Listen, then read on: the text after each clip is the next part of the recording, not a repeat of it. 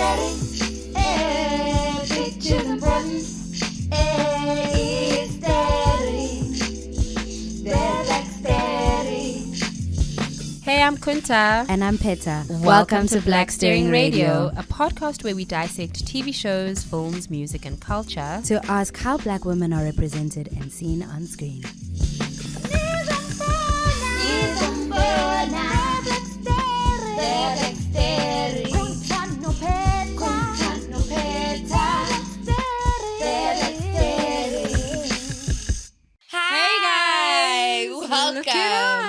To Black Sterring Radio. To Black Sterring Radio, guys. We're in a studio. We are. We've graduated. We've graduated. Okay. Who would have thunk it? I mean, not us. Who would have thunk it? We are right now, yes, guys, if you are part of the family, you don't know us like this, right? Oh, we actually have done something like this with Spotify. We have at Greasy Tunes last year. Tunes, yes. Next Door Kitcheners. But they came back and shout out to Ngebagazi Yes, the Manzi, diva. we love her. She's also an actual R&B like diva. So Yes. please do check her out. She came to us and she was like, let's record you guys. And we said, hey, Yeah, so now we've we been are thinking about this, you know? We're here now. We are here in Spotify's first podcast Yes. studio in Yeah, Johannesburg. in Johannesburg. Lovely initiative. Which feels Wow. really great. We are Wow. here in Rosebank. Yes. And yes, we're here to do our first episode. So we are the Black Sterring. Hi, I'm yes. Kunta. Hi, I'm Peta. Black Sterring Radio is the name of the podcast, and we've been on and going now for since 2020. Actually, Yeah, like end of 2020, start of 2021. yeah, There's a little pandemic. yeah, maybe. we did the pandemic thing. We really did, and I feel like a lot of creatives were just like Yeah. huddled down and trying to do something. And this is what we started back then. And we have an archive, guys. So this is our first in this program, in this internship live. But we have an archive. We have about 50 episodes. So check us out. Go back all the way to maybe like episode 40 or whatever, wherever you want to start. But we have some work out here. And I mean, we were around when Insecure was around when Little Fires Everywhere was happening, yes, and like If I May Destroy You, do you remember? Yes. If I May Destroy Michaela You, Cole, I do remember that. Yes. We've also done some music as well. We Yeah. recently did Tandiswa. That's our latest, most recent one. yes, we've done showrunners like Shonda Rhimes. Have we done a whole bunch of things. Tyler Perry? Yes, We might have. We might have done Tyler Perry as well. Begrudgingly, we did it. Yes. Shout out to that man. But yeah, so let's just go into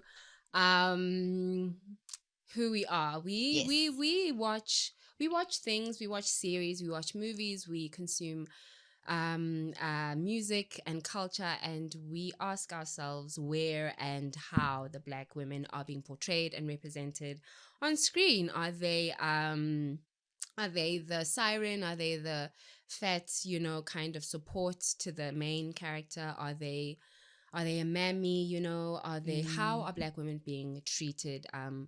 In terms of just like the roles that we're getting. And we've got this is actually based on the Bechdel test, actually, which looks at let me just get my notes out. So the Bechdel test, from what I remember, basically refers to if two women can be in a scene with one another and have a conversation about something that has nothing to do with men. And a friendship that's non-romantic. Yes. I mean, well, it's romantic as far as friendship goes. Yes. But it's not got to do with the function of women in the patriarchy. So like that's kind of what we're trying to. And then our test looks at black women, and particularly, black femmes in what we watch. So we've got a rating system where, yes, we look at stereotypes. Do the black women pander to even the slightest stereotypes? Like we said, i.e. mammy, sassy, are they strong support? Are they the fat girl who uplifts the protagonist? And then we look at relationships. Is there at least one strong relationship between black women that is not fueled by romance? And that speaks to the Bechdel test. And then we look at bodies. How are different types of black bodies represented in relation to one another? Are we getting some chubsters? Are we getting bodies like ours? Are we getting like Did you just say chubsters? Yes, like really. I mean, I feel like most Black women are chubsters, or they perceive themselves that way. Oh, and body dysmorphia is a real It's thing. real. It's very real, dude. But it's I very digress. real. And we look at that. We look at that. We Yes. definitely do kind of shine a light on that. And then diverse Blacks. Where are the Africans, and are they exoticized? Because that's a thing. It is. Those terrible accents. Viola. You know them, Woman King, the strength of the Black Panther. Exactly. Wakanda as well ruined. It was interesting. Not a great accent vibe going on there. And then where are the queers, and are they eroticized? We're looking at the community as well here.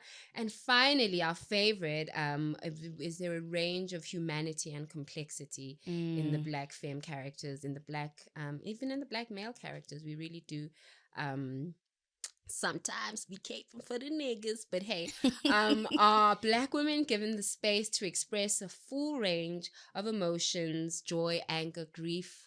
Can they be villains? Can they really kind of be human, as far as we can go? Yeah. Yes. And then after we do all that, depending on whatever it is that we're watching. Yes. Sorry, these are the struggles of a Black woman. These are with a headscarf. Anyway. It's gorgeous. Thank you. So, like the couch potatoes we also have a rating system. We do. Right at the end that we measure all of this against. So if a show is terrible beyond redemption, it's mashed potatoes. If it's bad with some redemption, it's mashed potatoes. If it's good and it's putting in the work, it's roast potatoes. And if it is intersectional Black excellence, we give it fries. We all know that fries are the mecca of potatoes. Hello. So that is basically how we rate everything right at the end. Yeah. Yes. That's kind of who we are. Yeah. And then every episode, we start with the content that we signed up for. And this really speaks to the things that we love watching, whether it's in real life, whether it's online, whatever it is, we really kind of dip and dive and get into the things that we love, just as a way to ice break the episode and start. Just to get into chats, what's your earworm? What are you? Yeah, what's been the vibe? So I will start. Yay. So the content that I signed up for currently is Nobody Wants This. So it is a Netflix show. It is a romantic comedy that has Kristen Bell and Adam Brody, also known in my mind as Veronica Mars and Seth Cohen from the OC. Is it both of them? It's both of them. Yeah, so they're the two leads. I love that. And I love that my teen drama stars from the 2000s are bringing rom-coms back. So Kristen Bell is basically like a sex podcaster. She has a podcast with her sister. They talk about sex and relationships and all kinds of things. And then he is a rabbi. And they try to date. So it's like really funny, really sharp. Really good watch for me. One of my favorite watches this year. And I love them both. Yeah. Is it what was her name on OC?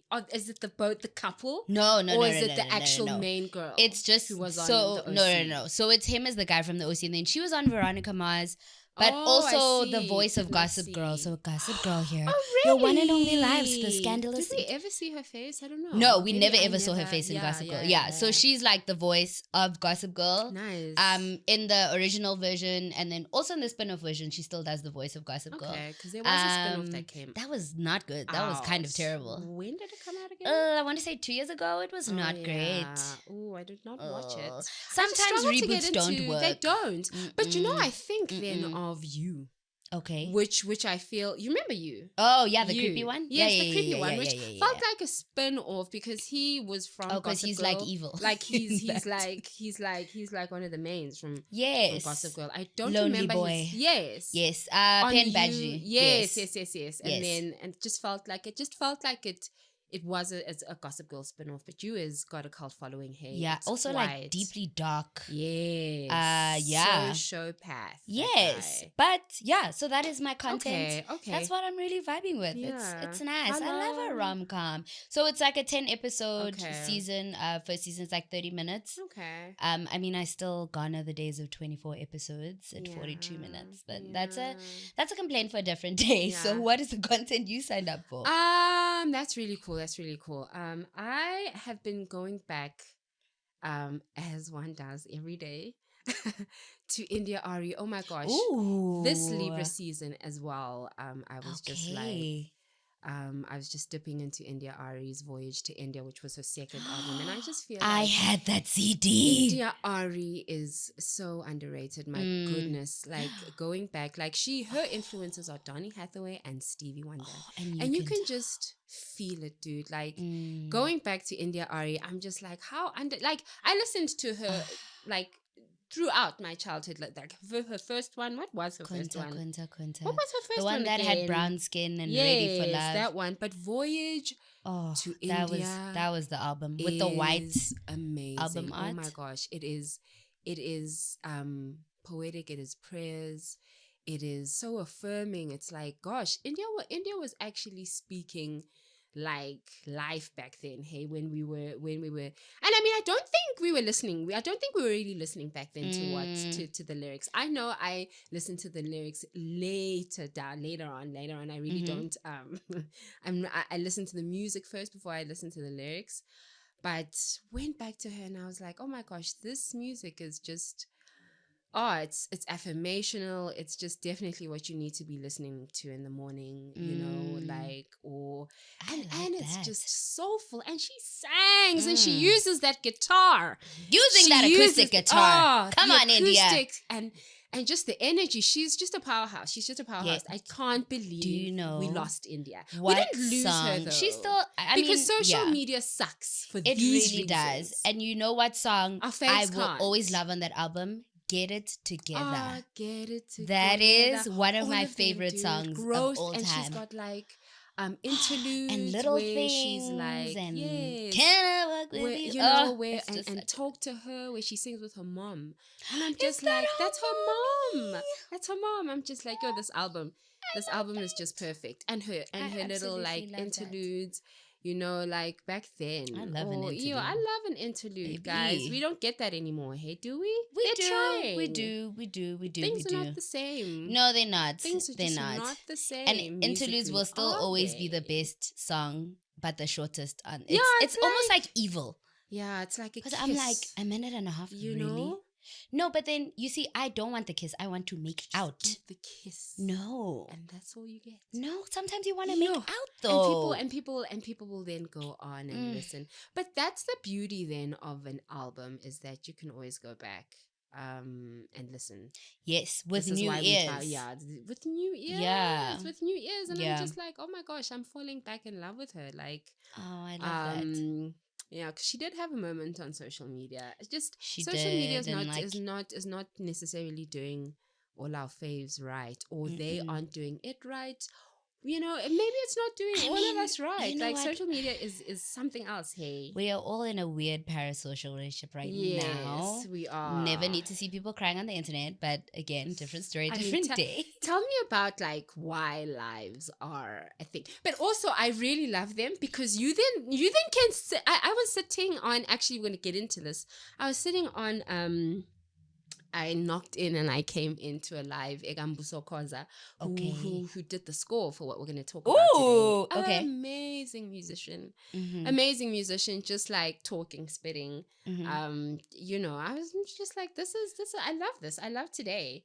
I wish Whitney was around. Oh my gosh, people like that. Whitney Houston on a live. Beyonce is not unhinged. No, she's not going to do a live. No, where she's just like, okay, just switch the camera on. And Beyonce has some of the most controlled PR we have ever seen. She is not going to do a live, honey. No, no. But anyway, we digress. Today we are getting into one of the best shows from this country in a long time. And we've had a lot of good shows, but this feels specifically monumental. It feels epic, as you said earlier. Absolutely. We are talking today about Shaka Ilembe. Brought to us by Mzansi Magic and Bomb Productions. A very cinematic retelling of the story of Shaka Zulu.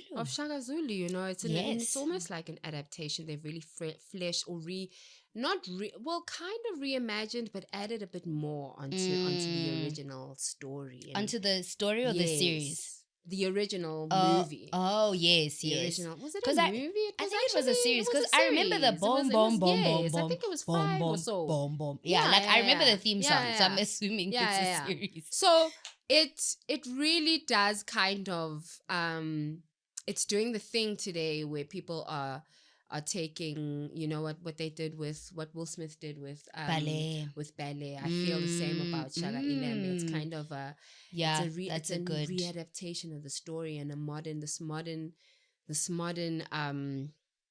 Shaka, this modern Shaka who is like still the Shaka, you know, but darker, really kind of unpacked the journey, the story. You know, we have 3 versions of a Shaka, which I love. Is it 3 or 2? Well, we've got baby technically Shaka. 3 because it's a baby. It's a little baby. But you know what? I do really like looking at it from that perspective because there's obviously like the retelling of it, but then there's also the fact that it's based off history.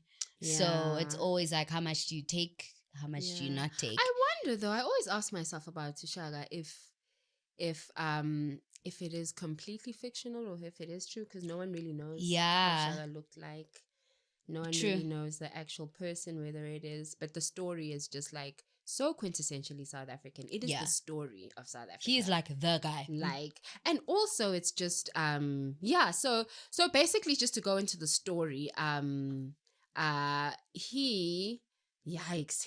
it's the tale of actually 7 Zulu kingdoms, and we follow Nandi, who is the mother, who is the queen mother, princess, you know, yes, absolutely, the princess from Farm Productions, and she falls in love with Senzanga Khona.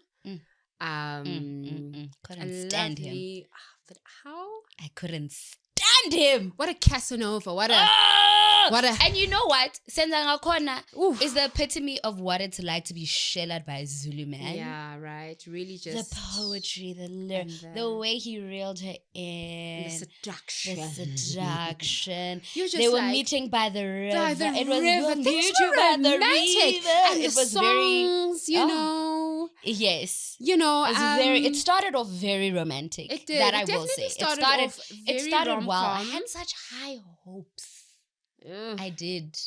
And then not necessarily. I did have high hopes because I felt like how it started, like you say, how he kind of, you know, because she was in the group of girls walking over the dunes.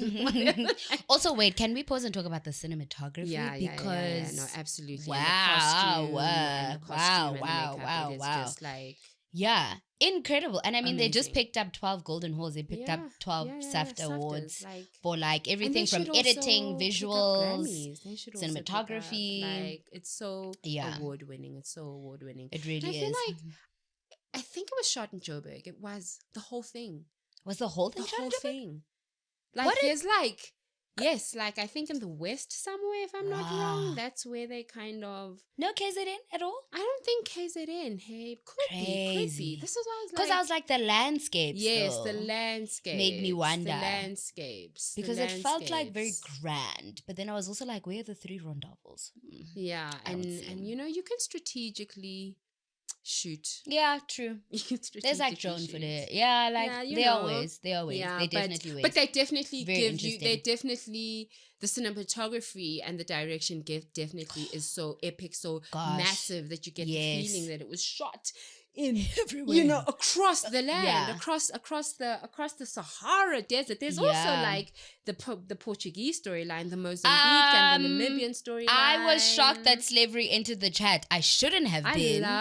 But I was like, oh no. And I really do love that they went, they unpacked the role of not just Zulu people, but like Tonga people, like the Nguni, you know, just kind of not just making it a Zulu, because I'm Zulu and I feel like I'm happy to say this. Zulus can be very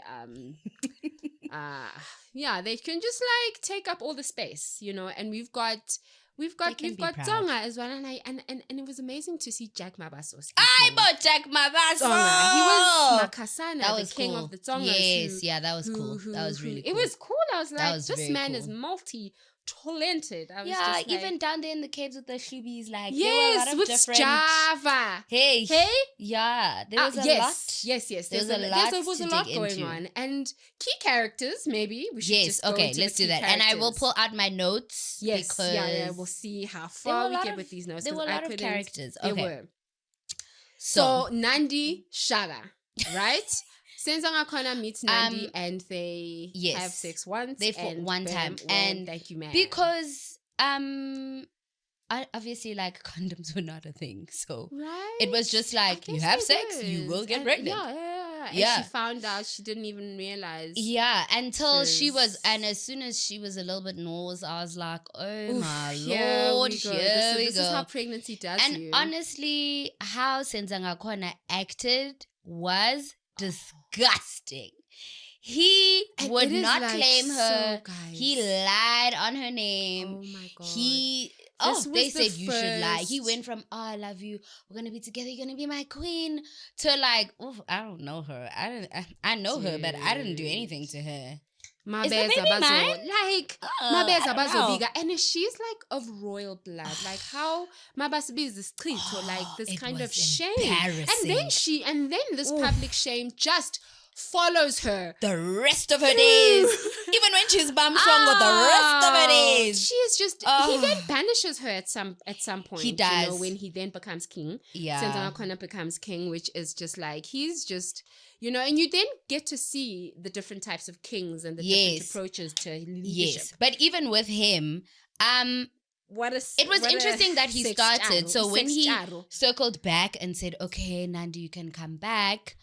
Oh, he was a hoe. With the 8 wives washing naked in the... She just wanting to be seen and admired. Just it was that. The performance. The performance. And I was just like, what is his thing as a king? Is it just this kind of... this kind of just like center of attention? Just like... Yes. You know, because they do speak to they reference animals of the jungle, you know, and the lion obviously like is their totem. I believe it's the leopard and the lion, Ingwe Nebubes, I think, and the elephant as well. But just that Leonian vibe, just like of just calling all the attention to you, being the absolute Shelly of Shelleys, but not really being able to maintain a relationship. You can't even father your child. First of all. Second, he didn't like being challenged at all, which, surprise, which is why he loved Bibi, who was wife number 8.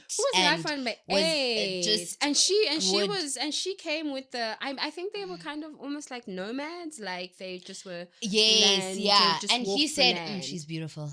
She's gonna be my wife.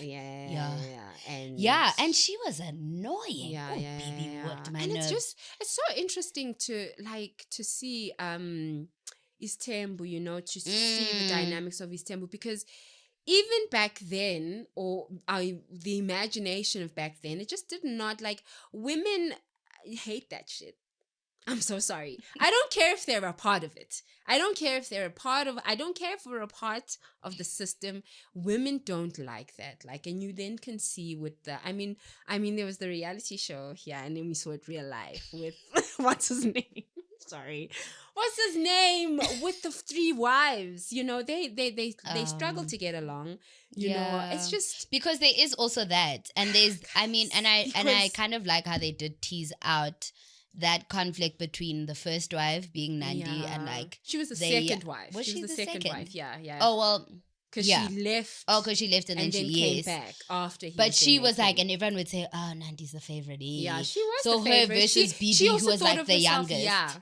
Yeah. She also thought of herself as a fave. Yeah, and I mean, like, she was a fave. She was. Even outside of the public shaming, she was. Even still, Do you think? Yeah. And that had to have eaten away at her because... Yeah. I do think they fell in love. I think they did. Yeah. I think she did love him, but he just... Do you think he loved her? I don't know anymore. I think he enjoyed her.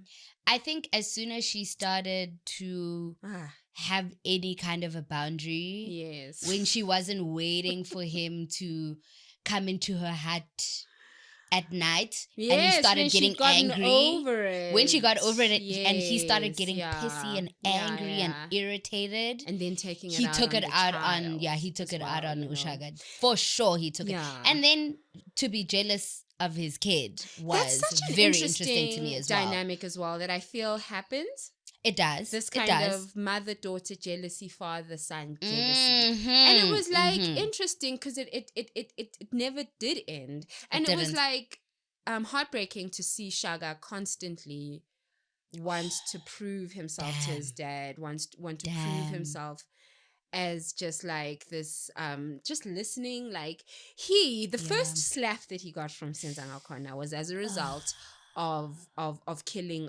or beheading the goat.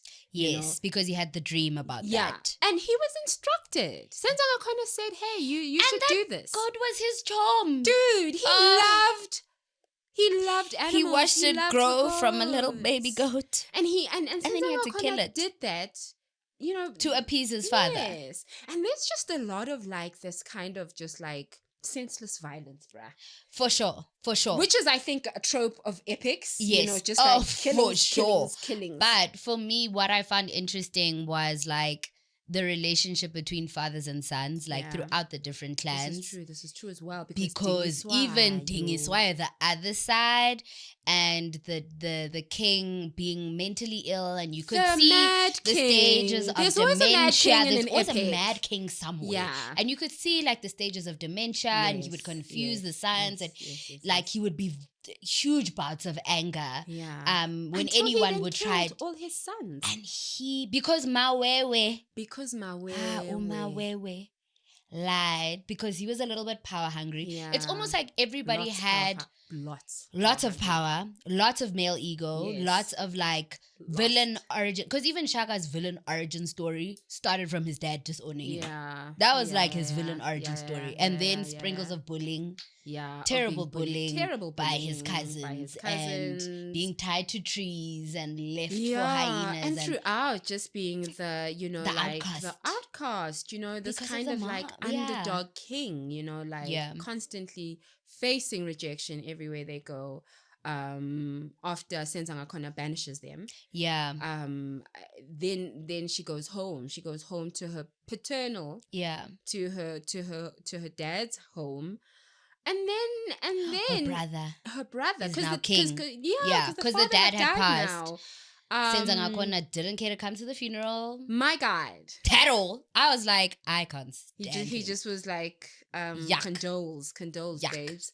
And he did not come. But I then ask myself, like, in the dynamic of his tembu, what is the expectation of like then like, I know you have 1 billion wives, but like, what is the individual expectation? Because each of them have a husband, don't they? Very false. Don't they deserve but to it's have like a husband? You sharing him by 8 as an 8th, but also as an 8th. Kushonipa. Do you know what I mean? Yes, and to like pay respect. Someone exactly has passed. Well. It wasn't callous. It was like, it's literally a funeral. Yeah. You show up. So that was like weird. And then he wanted to poison the kings because he didn't want to fight. Like, there is that. Like, I couldn't stand him. Sometimes the strategy is not honorable. Like, and that's interesting. You see these kings in power. There's the terrifying Ndwandwe. Yeah. The villain guy. The guy who's always the villain in everything, guys. That man is the villain terrifying. In everything. Why is him in Mube? Just like very good. Just like Ukreja is always unhinged. Yes. From the wife to this. Always unhinged. Always unhinged. Every time. Always unhinged. And they come out as the kingdom that is going through some sort of famine, and they come out and they are like, there's the drought. They're raiding kingdoms. They're stealing cattle. Problem. And I am just like, you didn't see what like, male power or just like men in these positions of power and how they can do anything, bruh. Like, there's no rules, hey. There were no rules in the fucking zero bushes. remorse. No rules in the bushes. They were breaking treaties. Breaking promises. It was just not being honorable. Like, it's your choice. Yeah. It's your choice. It was 100% things right. a mess, and they were like, our people can't starve, so we're gonna do what we gotta do. We're gonna steal your food. We're gonna and it's always like women and children. It's always like a women. We're going to come and we're going to disrupt. And we're going to rape your women, and we're going to disrupt the children. We're going to get, and why must we be in it? You know, the violence of it, I feel, is very much cultural, very much because you talk to people and they're like, this is just how it is. There's also the burials of a king were just dying. Like, how is just like easy just to kill and like stab and just. Killing the messenger is also something that happens. Yes, just even King Langa getting eaten by the hyenas in the cave. The original Zebedia. I was like, and he was eaten by his wife. The queen. The wife who man. Is the queen Ntombazi. Yes, who practices witchcraft and Begatagata. Yeah, wow, she does. babes. And there's actually that as well, which is because yes, I love that they actually as well, it is a trope, but I do love that they I like how they put that in, but also for me it was quite interesting, the whole cave thing with Goloza in the cave. Yeah, right. And him being the like cast aside son because he's like differently abled yes. I don't know the other man that like carries him, the companion. I was kind of like, it's interesting. They never explained what the deal was with that. Never did. But you can kind of figure it out that he's like there to, because there's a lot of helpers. The royal kingdom just had a lot of just helpers. I feel like he was just there to support the differently able son. I get you, but like I got it like a bit weird at the end because there were at the end in the last few episodes, I was where like, they were getting some, why are we all in the hut doing stuff? Right? Like what's going on? Because it's interesting. They are part the assistant, because you never get to hear him speak as well. No, really, he's like mute, he's mute. And it's very also that whole thing felt very Tarzan.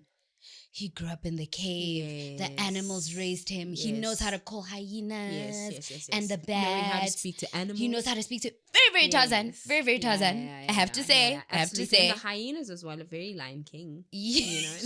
I literally thought of the cave in Lion King with the hyenas. Yeah. And she uses and she does this. He's kind of also like got powers, supernatural powers. Yeah.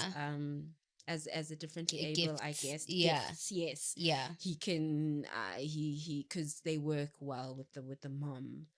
Yeah, and the mom was really evil. Yeah. I kind of enjoyed how evil the queen was. I love it. She was good. I really do. She was good with the witchy juju. The maybe looking at the characters, the kings, and also just then looking at the women. Yeah, let's talk about that. Let's talk about the women. And she besides Nandi, she was the second almost really powerful central character, and she is very kind of calm and just intimidating, just she doesn't very scream. Very scary, very terrifying, and and manipulative as well.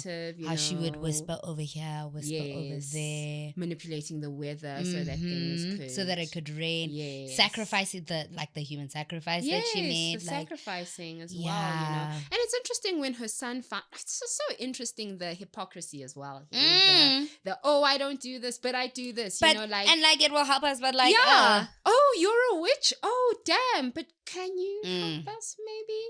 And she does. She really does. She makes it rain. She literally does make it rain. She makes it rain in the beginning. Yes, she which does. Which is like a huge power, a huge superpower for them going into battle. And then there's this like motive of the like, I mean, do we want to go into another female character? I want to go into Mkabayi quickly as the narrator. That voice. With that King deep, beautiful voice, deep voice that she has. Well. I really love that they made her the narrator. That was a really strong choice for me. It's very interesting for her to actually narrate as Mkabayi. Yes. And how she kind of broke the fourth wall sometimes. She definitely did, you know. And what I really enjoyed also was the fact that she chose not to get married. Yeah. That as well, hey. Because back then, I don't know, people were doing that. Yeah. Or like if people were allowed to do that. To not marry. But she's never really been married in the law, in the law. But she's never, even when they adapted her character on Isibaya, like she wasn't married. So, but that character is then usually a mammy or they're very different positions. Like Nandi was a young maiden, very virile, very virginal, very desirable. Yes, with the desirability. Like you know, Mkabayi is a different type of woman, like a mature. You know, even her voice, like the right masculine, hand. Like there's a masculinizing. Yes, because she was also the king's. Yes, she was the king's, like almost like a right hand. I don't know what to call it. They're sisters, yeah. Older sister to Senzanga Kona is what. Oh yes. And usually, you know, we know it even today. Like shamefully, I'm sorry, is that women in families don't care about whether you marry or you keep the surname or not. Like it's usually really the Indlalifa, the male the male children that who's, you know, so maybe the focus is never really on her because marriage is you know, so maybe it gave her an out in some way. That, like, it gave her the pressure's not on me. Yeah, the pressure's not on me. You know, and she kind of then kind of absorbs or takes on this kind of advisory role. Yes. From like king to king also. Yes. Very because we kind of meet her in that way. And the truth is, hey, like the advice or the advices coming from the women, even the mother who was played by, I forget her name. I love her so much. I know you're talking about. I adore her so much. Yes. Her name will come to me.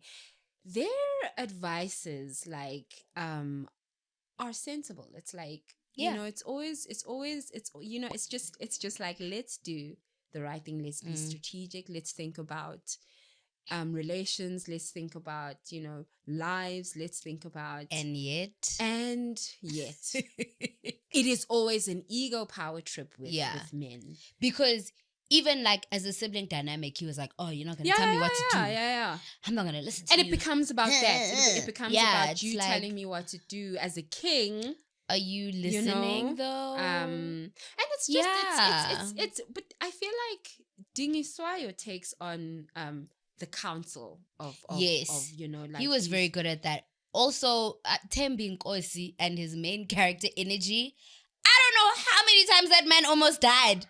And he fell off a waterfall and his journey, like and I'm like still the hero's journey is what that is. It's like peak. I mean, he was competing for like the main with Shaka for me. Absolutely. Like I was like, I don't know whose story this is anymore. He's quite a main. Like we see his journey from being banished to just being savagely chased around in the bushes here. Just like, wait, and then he's with Baleka as well. Our healer.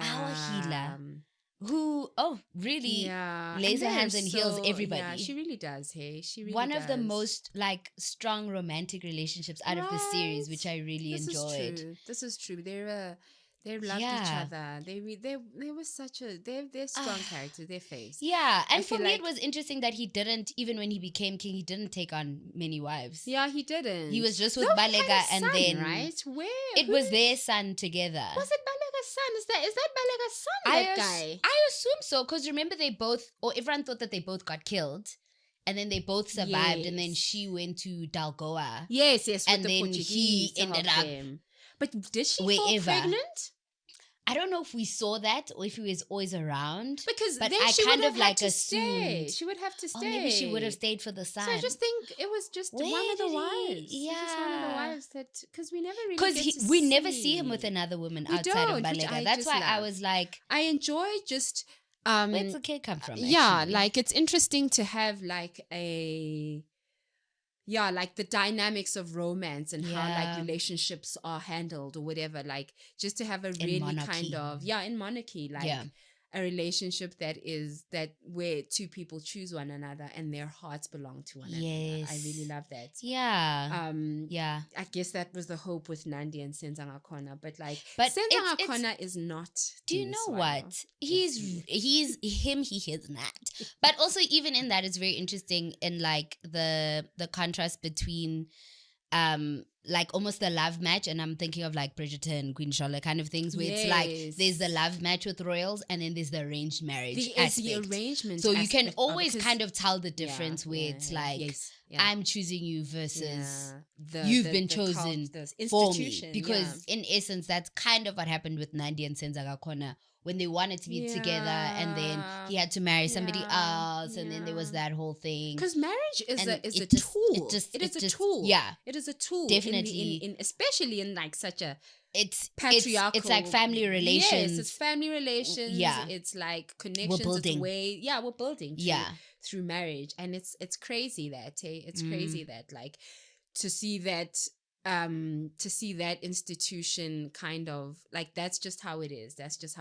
Like especially if you're in the royal, like that's where marriage is really needs to be used to build bridges, to destroy whatever. It's like because even with Nandi it was very much like you don't have a choice, like your job is to bow down to the throne type of a thing, versus like you don't get to just choose the guy that knocked you up. You really don't. You're not supposed to end up with him. It was very much like this is the dude. Because remember, even the dude that was supposed to be her husband in the beginning. Oh my gosh, the person with whom she was arranged. Yes, who she was arranged. Like a middle-aged man. Come on, there was also that like this kind of like, okay, he doesn't have to have an 8-pack like that guy, but like.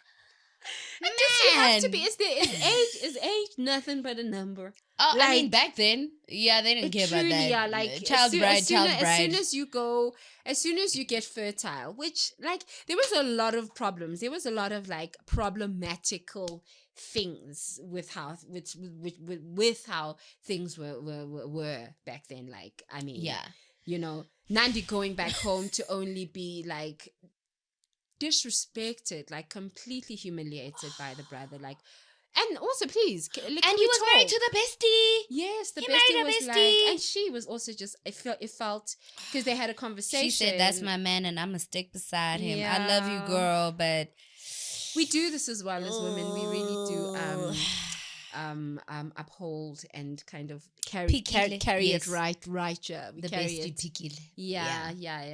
That's and I just want to also talk about just like the disrespect, the rudeness, the absolute utter rudeness, that is sometimes allowed. Like, you would think. I don't know if in modern society, but in epics, I also think of Game of Thrones as well. Like, the level of just like crassness and rudeness and just like drinking and just like there was just society. There's just this underbelly that's like accepted. It's normalized, which is not quite the case these days. It's like it's interesting to just see how she gets home and she just must like take the constant humiliation, and he gives her like a hut, a storage facility hut in the corner somewhere.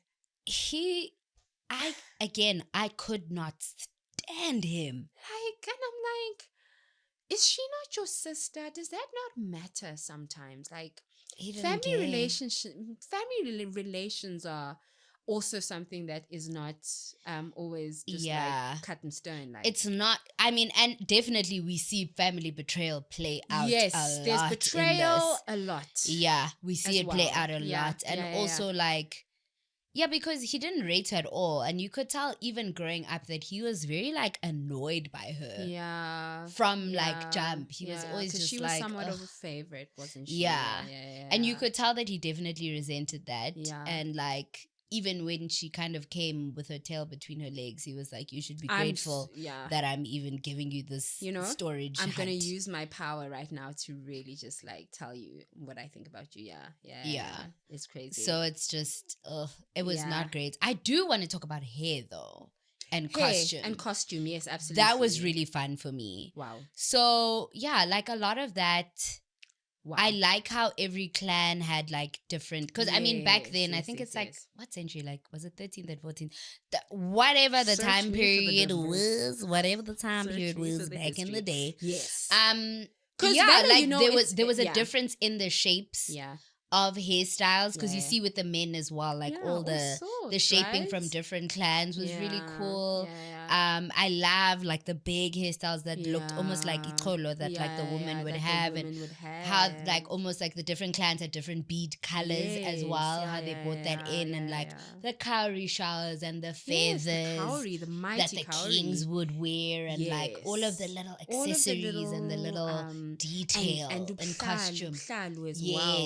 Using that as well as because Uphlalu was really also used as a way of communicating, especially during Shellington stages. It was used, and I think it's also interesting to look at the history of, because I don't think I went and then looked at what the set designer Shelly Masondo, she was like, she just consulted with people in the community, people who know, like custodians of the cultures, abadala, elders, because it doesn't, because a lot of it also seems borrowed from like the continent as well, because it seems there's a Malian influence with the hair, like I think of those Mali portraits of the and that kind of hair, the hair journey as well, I feel like had that West African influence. And I really enjoy that. I enjoy how they were able to merge and marry cultures without rubbing up any feathers, without ruining the culture, without diluting, without like ruining it. Like it just all seemed like, okay, this is the world that we've created, but it represents, because there was definitely a lot of that back then, a lot of like cross-border, like there was a lot of the Nguni is actually not quite South African, it's Southern African. Like there's just that migration, so cultural influences very much married. There was a hybridity of like cultural like influences, and that shows in the costume. And what I also really liked is that with hair specifically, like in the history of it, how cornrows used to mean something, different braids and all the different shapes and patterns would have like symbolism in them. So I really liked that they still kind of stuck to that and didn't feel like it was just for just. I could feel the heavy consideration like throughout the show, from like even the the little loincloths and the costumes and the absolutely. And I mean everyone was very fit, but also I love how moisturized everyone was. It was a combination of lighting, but just like everyone, the skin was just all the black skin looked so deliciously rich and like I really enjoyed that. Vivi nice, very very nice black bodies, just like beautiful a treat, hair. Really good. A treat, definitely. And like the fact that they're naked, just it's like the props were like it just goes over you, because it is just so natural and respectable, and it's like it's not a thing. It's the last thing. It's the last thing, and it's just carried with such like reverence and like normalcy. It's like and normal respect. It's like, though it's always interesting again that we never get to see all the private parts, and yet there is always that we never get to see all the private parts. But we definitely get to see women's titties. But I love looking at titties, guys. love. And that was amazing. That was amazing, yeah. And the women's costume as well. Just you know, like they were naked, but clothed in a way. Like you know, each garment had its vibe. Yeah, it's like this garment does not look like that garment. No, but they're both naked. And also, interestingly enough, like, because a friend of mine was saying, Nandi didn't age at all. Like everybody else aged, and she was forever young. They add a bit of gray. They just a line. Did they? Didn't, hey? No. But you have she to. Just you can't do that out. To Nandi. And then they just said we are going to not show her boobies anymore. She's gonna be covered. Yeah, absolutely. As she gets older. As people do, you know, people show their tatas less. Yes. But it's also just, exactly. the elderly. You get that sense. Yeah. But outside of that, I'm like, you are gorgeous from beginning to end. Like, your son has grown into a full adult. Like, Nomzamo is gorgeous, guys. What a beautiful woman. I cannot actually believe it, hey. What a beautiful woman. And there was a moment where, because there is the airbrushing of it sometimes, but I didn't feel like there was any much of that, hey. It just felt like people were moisturized. Very moisturized.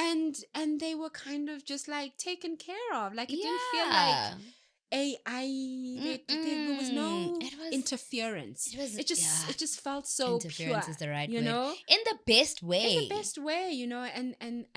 And Shaka then comes into age, comes into his, because his whole thing is becoming king. Like that's just after trying again with Senzanga Kona, getting and a he slap gets rejected. Again, He's rejected so much by that man. Oh my goodness! He even calls him a thing. Dude, lento. It's like he so lento. I was like the absolute like like the absolute rudeness that we don't see today. We do not see that kind of like vulgarity. It's vulgar. Mean. It's vulgar. The vulgar, but she will value like Zulu is vulgar, you know, there is that. Yeah, you know? it is. And just actually like, you know, African languages can get to be quite vulgar. They can get to be quite but yeah, you know, he finally gets onto the throne. He gets his own. Senzanga Kona finally dies. We're really just like fast forwarding out. But Senzanga Kona does eventually die. And he dies, feels like from heartbreak. Or from like... Because what? Wait, but what was that blood thing that dropped on him though? Syndrome. Like, I mean, I hope so. He deserves to go. I was like, killed. Bye. What was that from the hat? When Shaka, that was Shaka, wasn't it? He be playing with nature and knows how to. Because even you know that scene where he had to kill someone and he put stuff on his spear. Oh yeah. When his spear broke in half, he knows how to use like nature and herbs and stuff to make poison low key. Because there was like black stuff that dropped on his face, and he was like, "Who's on the roof? What's happening?" Then he wakes up and it's not happening again. Did you see that part? I was like, yeah, because it's like, what just happened right now? Because now, is he hallucinating? But I don't think he was. I feel like that did. It did, hey? I feel like Shaka took him out. Shaka's revenge plot. Yeah, because Shaka is his also just somebody who was like... He got so unhinged at the end. Unhinged. Like, absolute... But the character's always been like, gung-ho. I'm just like, here, I'm the warrior. I'm the best. Like, really just the best out here. And he really kind of... That gets to his head a bit. He is obsessed with being this like the best, being accepted by everyone because his dad didn't accept him, so like everyone's gonna. It's so textbook. It is so textbook. But he does win. He does, and he does then come around to kind of redeeming his mom's name. He finally redeemed Nandi, her besmirched name. The besmirched name of Nandi, the queen mother. And she honestly deserved that. And I love how they gave her more children. They unpacked them, man. Yes. They really reimagined and her little second romance. Yes, the guy who actually loved her. Ukendeyana, who was in the who took her from her paternal home to her mom's paternal home then. And he loved her like she deserved. He treated Shaka like a son. And Shaka then. And one thing about Shaka, I mean, men were treating him like he was their son when he was not. Yeah. Because he was just like, you are not my dad, please. Even and he went from like, oh, you're not my dad, to like. Until he found out who his dad was. And then he came back like, and like he died because he was arrogant. He was. He didn't have to die. Yeah, he didn't like have to that. die. Especially and that was like the that. issue. I think he was also with Shaka as well on the battlefield. Like he doesn't listen. Wonderful, skilled, smart warrior strategic. Out on the field. Yes, great. But listening to counsel was also, because it was also like often vengeance. Like there was that moment with Maketana and people. Yes, just his childhood really, bullies. Yes, just like it became a moment of like, do you remember?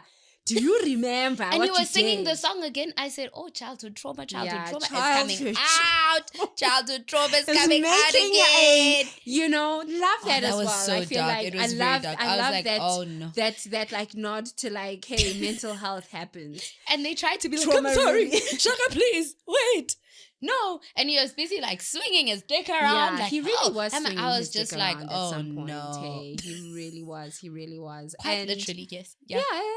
He really did the best for Nandi, though. He did, and because she did everything she did for him, and she had always that resolve of like, he is gonna be king because the ancestors, Pansy said so she said, yes. Hey, it has been. He is the chosen one, and that's the job of like also just like motherhood and mothering as well.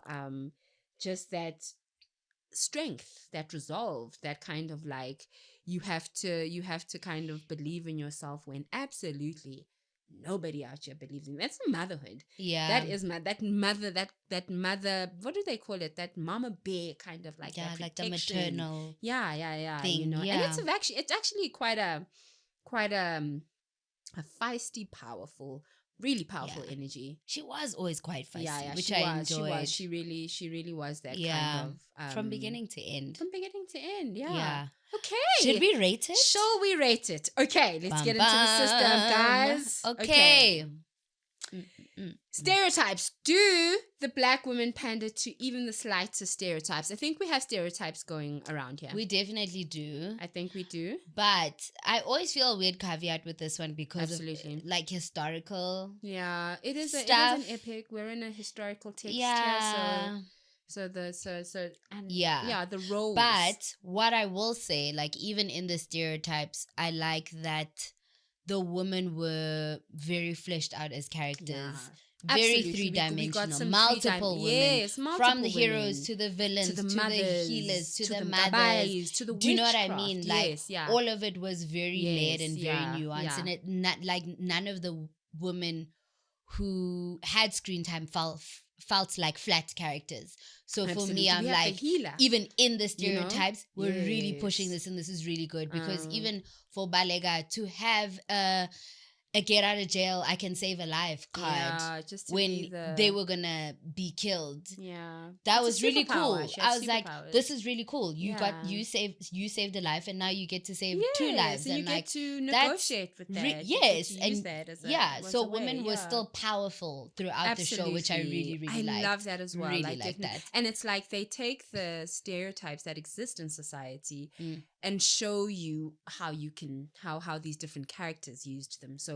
So Nandi, she's the queen, but she's not your any type of queen. She's Nandi. Yeah. Balega is your healer, but she's also just so gentle. She's not Ndlunkulu, who's like really scary, but also subdued. Like we have these stereotypes, but they're characterized. They're steeped in this like, this humanity. Yeah, like even Queen Ntombazi as like the villain. Yes, the villain. We saw her as a villain, but we also saw like her love for her son. And why she does and what she why, does. Yes, because it's like I'm evil, but like I'm using evil for good. So like I'm actually using evil to help these men. I can make it rain, you know? And I can do that, Yeah. There's like a moment where she pulls. Oh! That so she wouldn't die.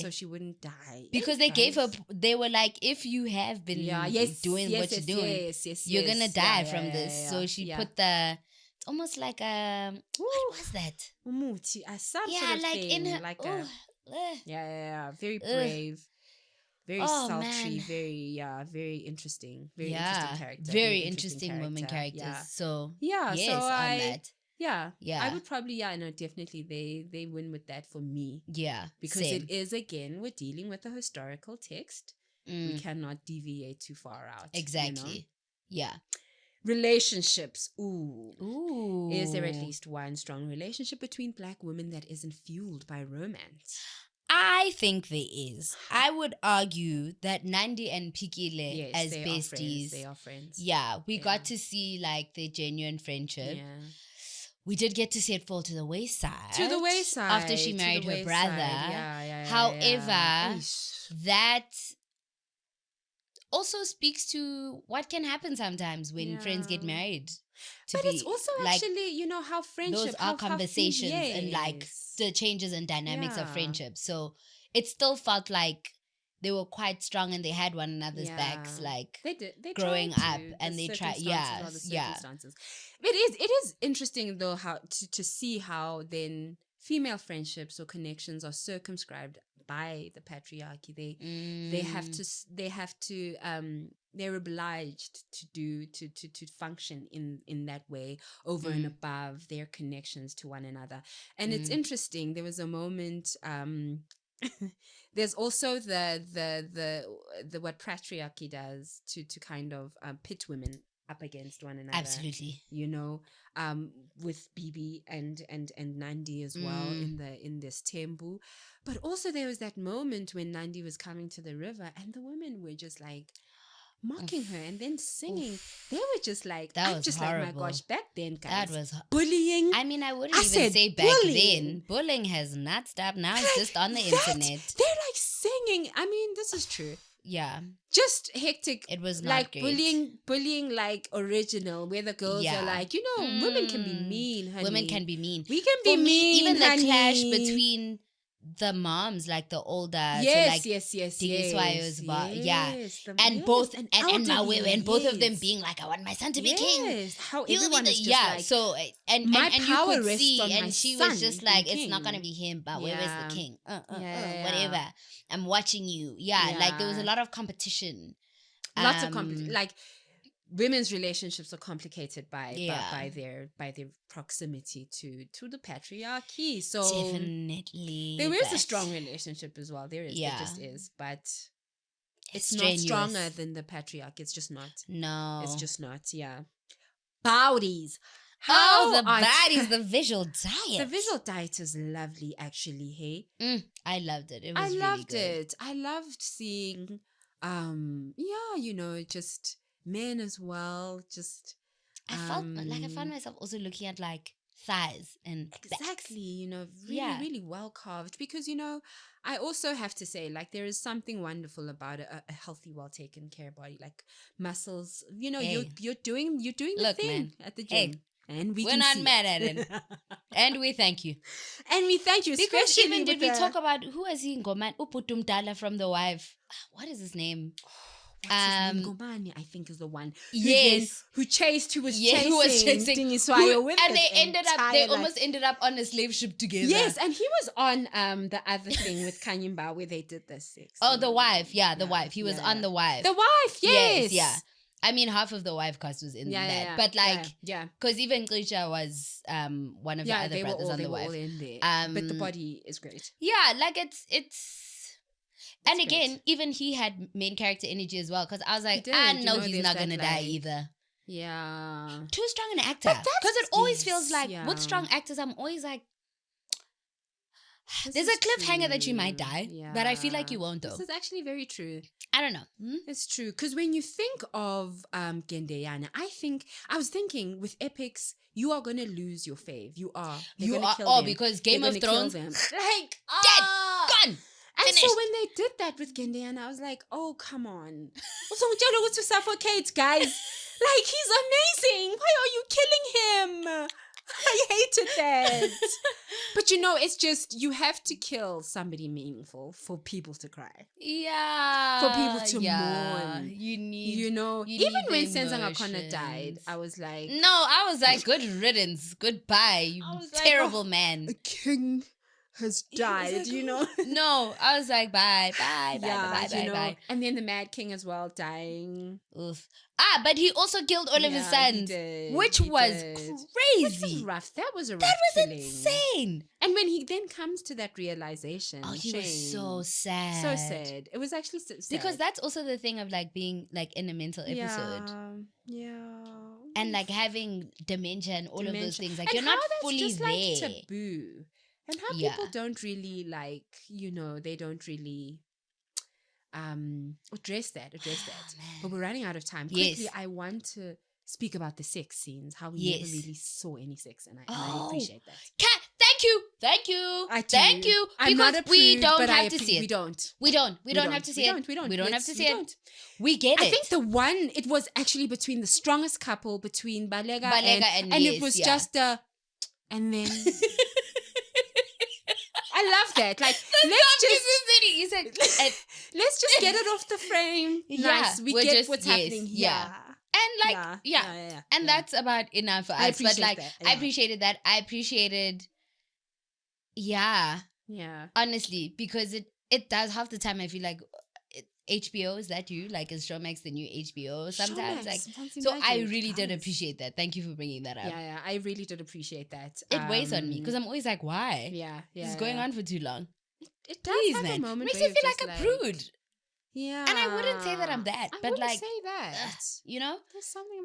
Anyway. Diverse blacks. Where are the Africans? All Lots over of that. the show. All over the show. Also, we have a Portuguese element. The Portuguese. And the slave trade. The slave trade. No, guys. That actually stressed me out. And it was already stressful. But I was like, not the ship. You can see the slave ship in baby. the distance. Nancy. That actually made me panic. I was like, we can't have a side quest of slavery right now. Like, you know, and I just love how they then stood up. It's like they escaped, like they used their power. And he really did go through a hero's journey. My goodness. Like, you know, no queers. No. That would have been, they would have been killed and slaughtered. They would have been eaten for, that was just not the time for queers. This is not the time for queers, unfortunately. No. And then the range of humanity and complexity. I think definitely we did get to really get to see some humanity here. And for me, they really pushed for 12 episodes. They really did. I can't believe they did that in 12 episodes. It felt like we had a part 1, a part 2, and a part 3. Because it's quite complex and there were quite a lot of characters. I mean, they were even saying the show made jobs for like 10,000 people, which is incredible. What a cast, guys. Star-studded and... It just, like, there were so many different chants, so many different running stories. But it didn't, it never felt messy. Or like rushed. I felt like I got to sit with everyone for long enough to fully get it, to flesh out the characters, of characterization, to see them be sad. Like we saw Shaka being sad, and we saw people being distraught. We saw people being enraged. We saw people, like we saw grief as well. So much the grief. Whales, we saw murder, like so much bloodshed. We saw all of it as well. We saw some like lightheartedness here and there, and the singing. The score as well. Oh my gosh, the score was really amazing. good. Was amazing. I think humanity. Really we got a range of emotions. Or you wanna let's rate rating it. It's I mean, it's fries. It's intersectional of black excellence, guys. For me. I'm sorry. This is one of the best shows. Out of us. It got 12 chapters for a reason. Yeah, it did. I just did. And I feel like with Bomb, because we want to also be looking at production companies, this is their territory, you know. They are so good at telling this kind of like quintessential Zulu South African Goonie story, you know, like they did it with Isbaya for years and years. Yeah, that's true. They do well with this one. This is like, it should be in like curriculums. Yes, like Grammys, people should watch this in history at school and stuff. Like it's really nice. It really is. Yeah, and it should be considered in the academy. Strong acting. listen. Strong acting. The star-studdation. Strong everything. acting. And I love how every character or every face we might have known was introduced. Like, yes. then you get to see what this, because you were here busy saying Zebedee. But like, no, but like like, honestly though, it was nice to see the faces that we did grow up with from all of the soapies. Yes, in a different way, and to really like just experience.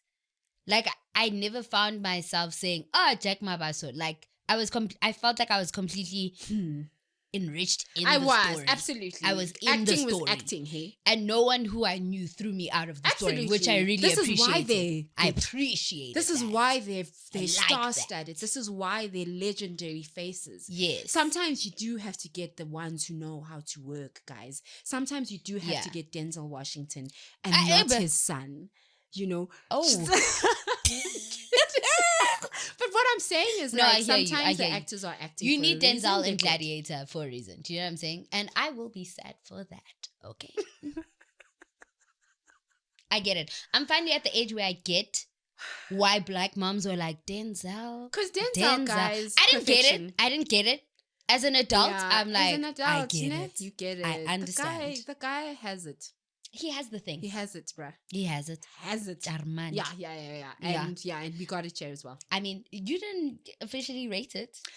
Fries, absolutely. Okay. It's absolutely fries. I don't know if the intersectionality of it is us as Africans, as moving around, as women, is the story of women. And just telling women, again, the story of women in this context, right? Like respecting the story, the history, but also kind of digging in, like giving women character, giving women power, showing us that women's power is different to male power, you know? Like I think for the purposes of like the feminism in it all, women characters were really strong here. All of them, hey? Like intersectional fries. Yes. Thank you, Bomb. I mean, and thank you to us. That's our first episode in the stew. Wow, hey, thank you guys. Thank you, Spotify. We'll be back. And like follow us everywhere at Black Sterring on the socials. Send us an email. Our our DMs are DMing these days. Hey, you better get in on the action. But yeah, this is us, and yay, we did it. Signing out. Bye, guys. Bye. Black Sterring.